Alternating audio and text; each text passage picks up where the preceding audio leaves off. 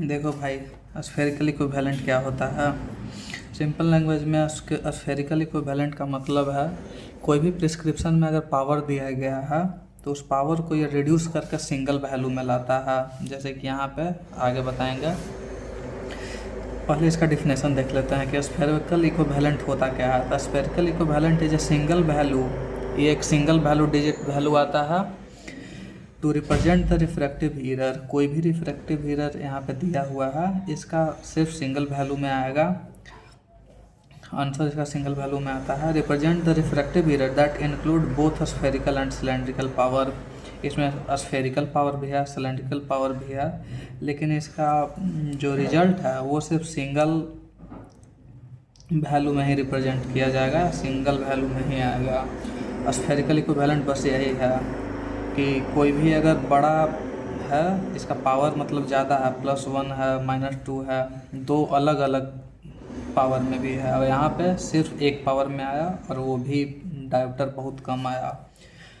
तो spherical equivalent का formula क्या होता है, तो स्फेरिकल पावर और स्फेरिकल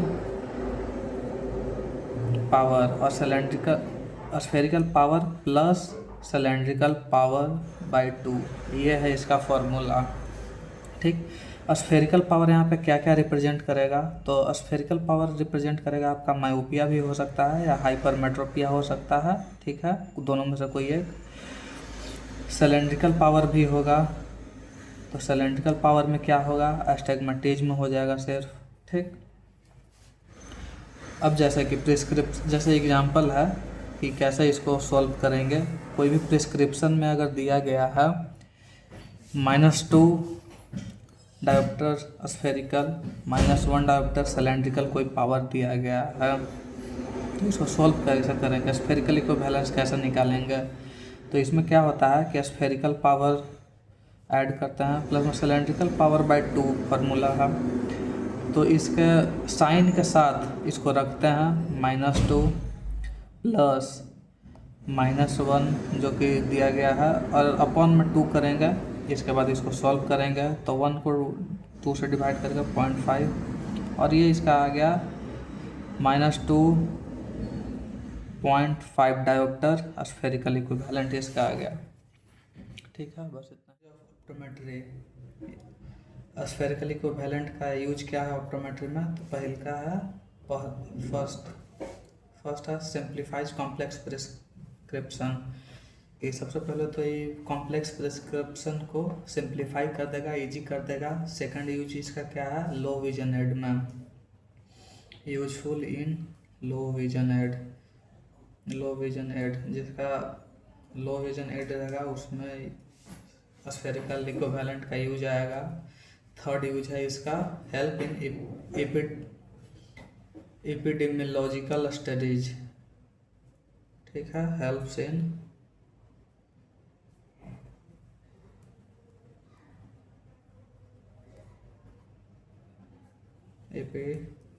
एपिडेमियोलॉजिकल स्टडीज में यूज है इसका।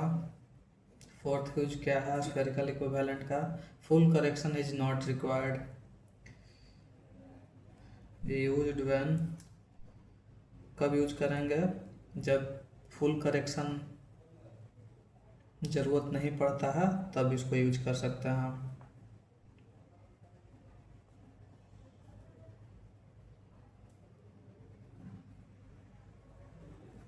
एडवांटेज इसका क्या है,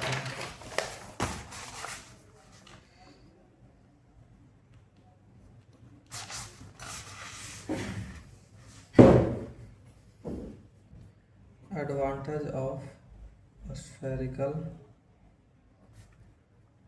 इक्विवेलेंट, ठीक, क्या है फर्स्ट इसका, इजी एंड क्विक कैलकुलेशन होता है,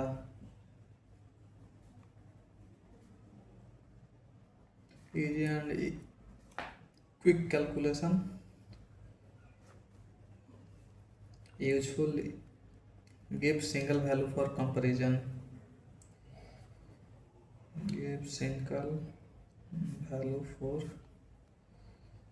कंपैरिजन, मतलब सिर्फ एक वैल्यू देता है कंपैरिजन करने के लिए। जैसे कि यहाँ पे रिजल्ट इसका आया है, एक प्रिस्क्रिप्शन मान लीजिए दिया गया है, +1 स्फेरिकल और -2 का सिलेंड्रिकल पावर दिया गया है। तो स्फेरिकल इक्विवेलेंस कैसे निकालेंगे, तो इसका फॉर्मूला होता है spherical plus cylindrical power by 2। यहाँ पे जो दिया गया है उसके हिसाब से +1 स्फेरिकल दिया गया है, -2 सिलेंड्रिकल है, तो इसको प्लस साइन के साथ -2 इसका पावर लिखा हुआ है बाई 2 फार्मूला में गिवन है। तो इसको जब हम कैलकुलेट करेंगे -+1 इज इक्वल टू 0 डायोप्टर इसका आ गया, यानी कि सिंगल वैल्यू आ रहा है ना। तो इसको आसान भी है, जैसे एडवांटेज इसका फर्स्ट है easy and quick calculation, second है सिंगल वैल्यू कंपैरिजन। पहले यहाँ पे 2 वैल्यू दिया हुआ था, लेकिन अब जब हम स्फेरिकल इक्विवेलेंस निकाल लिए हैं तो इसका सिर्फ एक वैल्यू आया है, तो इसको कंपैरिजन करने में आसान होगा। थर्ड इसका है कि useful in large scale data analysis, मतलब बड़ा कैलकुलेशन को भी आसान, मतलब बड़ा ही कैलकुलेशन है, लार्ज स्केल है, तो इसको डाटा एनालिसिस करने में आसान हो जाता है। इसका थर्ड है useful in large scale,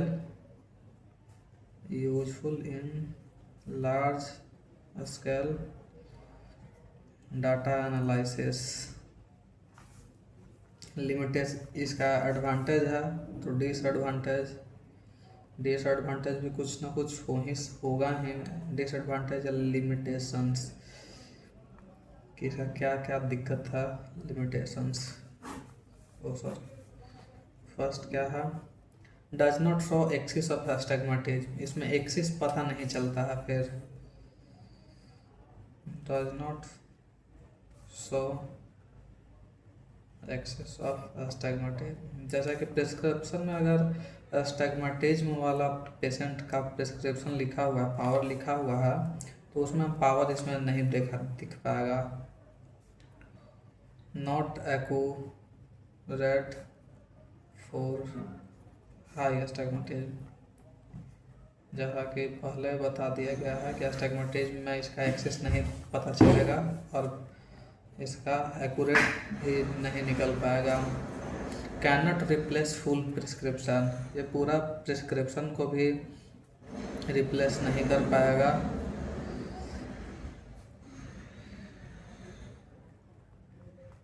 okay, may not give best visual acuity।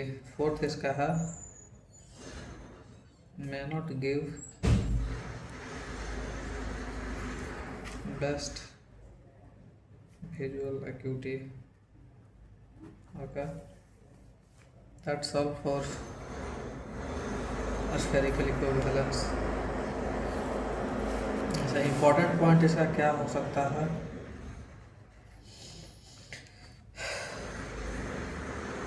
इसका पॉइंट हो जाता है, ये हम लोग सिर्फ सिंप्लीफिकेशन